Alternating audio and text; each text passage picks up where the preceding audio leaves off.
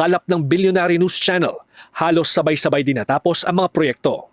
Halimbawa, ang 2.5 kilometrong Sitio Pandayan, Sitio Cueva Road sa Placer at higit 1 kilometrong Gindawahan, Tubog-Bugang Road sa bayan ng PUV Corpus natapos noong October 10, 2022. Ang 2 kilometrong junction Sampad Victory Baybay Road sa bayan ng Balud at ang 2.25 kilometers na Settlement Malbug Road sa bayan ng Kawayan natapos noong October 13 o 8 araw matapos simulan.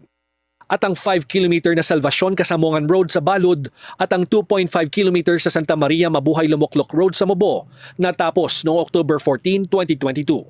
Ang problema ayon sa mga complainant, hindi umano nakita ng mga residente malapit sa project site ang mga proyektong ito. Naabutan mo ang kamino na yun sila. Tapos may nakikita ka mo doon na nagtrabaho sa kamino. Mga heavy equipments na ano. Itong mga may igaw ko talaga nagulo.